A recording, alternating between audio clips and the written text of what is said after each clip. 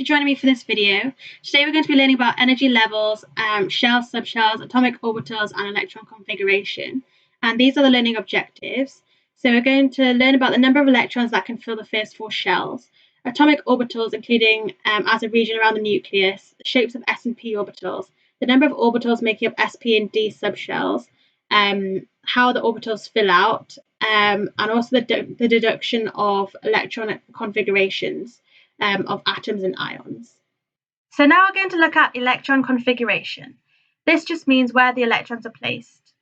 Now at GCSE we learned that there are 3 electron shells. The first electron shell holds 2 electrons, whilst the other 2 electron shells can hold up to 8 electrons. But at A level, we need to know that each shell can be divided into subshells. So for example, looking at the diagram on the right, the second shell actually can be split up into 2 subshells, the 2s subshell and the 2p subshell. The boxes are called orbitals, and in each orbital we can have 2 electrons. So we can see that in the second shell, if I have 2 electrons in the 2s orbital, and then I have 2 electrons in each orbital of the 2p subshell, then I have 8 electrons altogether, which is true to what we learned at GCSE. And it's the same with the third shell and the fourth shell, etc. So looking at the periodic table on the right, hydrogen, helium, and also this block on the left, their outermost electrons will always be in the s shell. So it's really easy to work out. So beryllium will always be 2s2. And magnesium will also be s. That'll be 3s2, and then 4s2 and 5s2 going down the group. The block in the middle are the transition metals. And these outermost electrons are always in the d subshell. And the block on the right, their outermost electron will always be in the p subshell.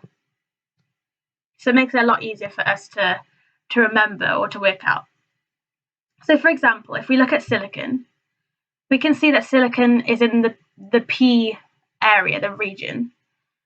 And going along the list, hydrogen would have 1 electron. So it would fill out the 1s box, but only with 1 electron. So hydrogen would actually have the electron configuration of 1s1. And then helium has 2 electrons. So it still fills the 1s box, as we can have 2 electrons in the box. But it has 1 more than hydrogen. So that means that helium has an electron configuration of 1s2. 2 stands for the number of electrons in the orbital, and the 1 meaning the first shell. So going along to lithium, we would then have 2s1, because we are filling out the s subshell for the second shell with 1 electron. So going along, I'm sure you can work out that silicon would be 1s2, 2s2, 2p6, 3s2, and 3p2. You are supposed to write them like this. So this number meaning the number of electrons in that subshell, and this number meaning which shell.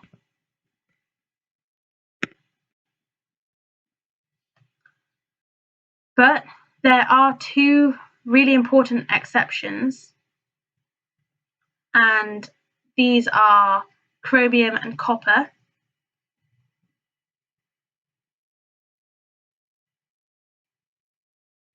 So electrons like to fill up individually first, so not paired in an orbital, because they're more stable that way. And also, if you see the 4s orbital, it has slightly less energy than the 3d orbitals. So electrons are filled and removed from 4s before the 3d. There are two very important exceptions though, and these are chromium and copper. And as you can see below, they fill out the 4s before the 3d, but the 4s only fills out one electron and not two electrons. And this is because it's more stable for it to have to be 3d5 and 3d10. So if I was wanting to fill out silicon and you were asked to fill out one of these diagrams, then this is how you would do it. So silicon is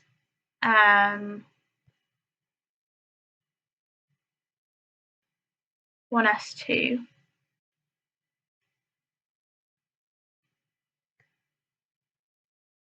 So we would have two electrons in here, and the way I've drawn them, this means an upward spin, and this means a downward spin.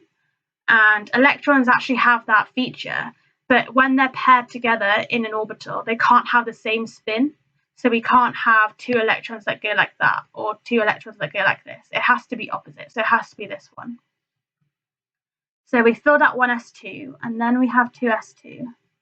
And then with the 2p6, the electrons like to fill out individually first. So you'd have electron number 1, number 2, number 3, and they would fill out like this. This is the same with the s's. So 3s2 fills out first, and then 3p2. So this is what it would look like instead of having two in this box. So that's wrong. So you need to know the shapes of the s orbital and the p orbital. The s orbital is more of a sphere, and the p orbital is more a figure of 8 but in 3D. And these are created when the electrons are like concentrated in one area, so they're very likely to be in these areas. So that's how the orbitals are created.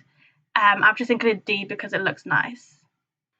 So now we're going to look at a question, and it's telling us to write the full electron configurations of neon, nickel, copper, chromium, and aluminium 2+ ion. And we need to remember that when it asks for the full electron configuration, we can't go back to the GCSE 2, 8, and 8, for example. We have to use the SP and D notation. So for A, we first spot where neon is, so I've highlighted it here. And so it's in the second period. So it should end with 2 something. So hydrogen is 1s1 because it fills out the first shell and the first subshell, which is S. And then this is the second electron in that orbital, so that's 1s2. So we have 1s2 already filled out. And then lithium and beryllium are in the 2s, because this is the S block. So we have 2s1 and 2s2, so we just write 2s2. And then this is now the P block here. So we have 2p1 as boron, 2p2 as carbon, and then going along. So neon must be 2p6. And that's the full electron configuration of neon.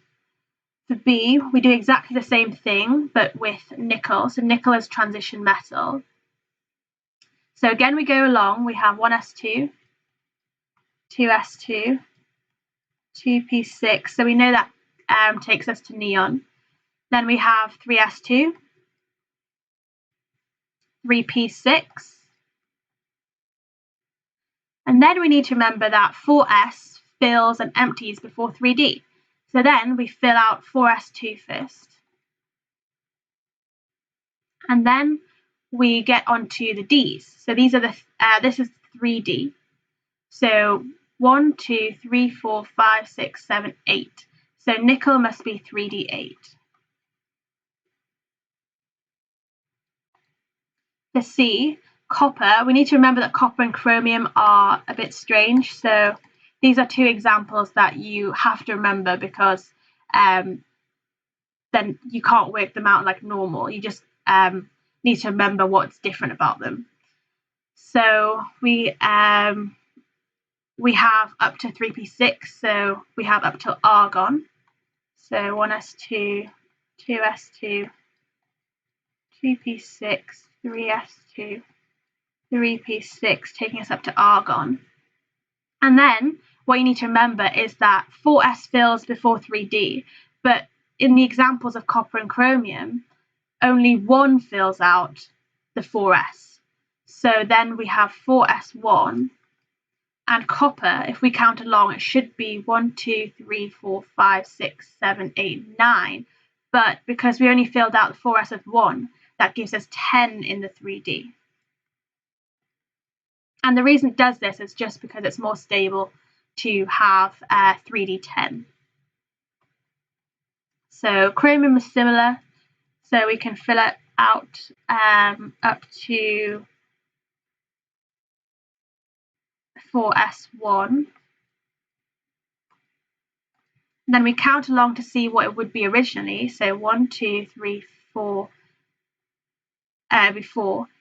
So that means it's 5 in the 3D instead of 4, because we only filled out 1 here. And it's really important to remember these two, because these are special cases. And then for E, the aluminium 2+ ion. So first of all, think of aluminium. So aluminium's here. So normal aluminium would be 1s2, 2s2, up to neon would be 2p6. Then you'd have 3s2 to magnesium, and then you'd have 3p1 for aluminium. But because it's a 2+ ion, that means it's lost 2 electrons. So it must have lost this 3p1 here and one of these, so that must now be a 1. So therefore, aluminium 2+, the electron configuration would be 1s2, 2s2, 2p6, and then 3s1. Hi everyone, thanks so much for joining for this video. We're now going to look at some harder questions to do with periodicity, and also we're going to look at how to work out the relative atomic mass for like a harder question. So number 1, the logarithm of successive ionization energies of magnesium are plotted here on the graph. Explain what this graph tells you about the electron arrangement in the magnesium atom, and give the full electron configuration of magnesium, and explain why all isotopes of magnesium have the same chemical properties. Well, for A, we can see 2 big jumps in the graph between the second electron removed, the third electron removed, and also the 10th electron removed and the 11th electron removed. And this, we can explain this by another shell being added, because there's a massive jump in the ionization energy required to remove it.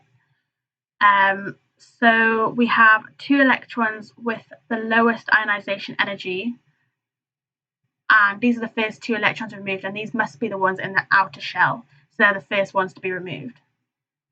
And then after that, there's a shell underneath with 8 electrons, and these all take some energy to remove, but less than more than the 2 which we took at the start, because they're closer to the nucleus, so they feel a stronger force and there's less shielding.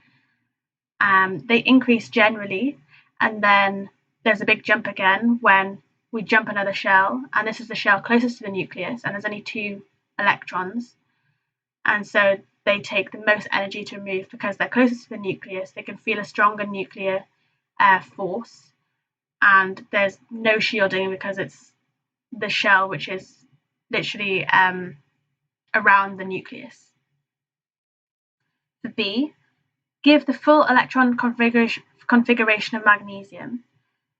We can see from this that it should be for B. We have 2 electrons in the outer shell. So if we kind of draw this out, we have magnesium. So if I just draw the outer shell first, we have 2 electrons. And then we can see that we have 8 electrons in the next shell. So in this shell we have 8. And then in the final shell, we have 2. Now, you shouldn't draw it like this for an exam. This is just to kind of get your head around it. But this is what you would kind of do for GCSE. But for A-level, we need to write it in the S, P, D, and F format. So we have 2 in the first shell, so that would be 1s2. We have 8 in the second shell, but obviously the second shell is split into 2 subshells, the S and the P. So we have 2s2 because that can hold, the S subshell can hold 2 electrons, and then the P subshell can hold up to 6, so that gives us our 8. And then we have another 2 left, so that must fill out the 3s2. So then for C, the reason why all isotopes of magnesium have the same chemical properties is because they have the same number of electrons, because isotopes have the same number of electrons and protons but different neutrons. So that's the same. And also because the outer electrons are the same, they have the same number of outer electrons, and they're the ones which determine the chemical properties.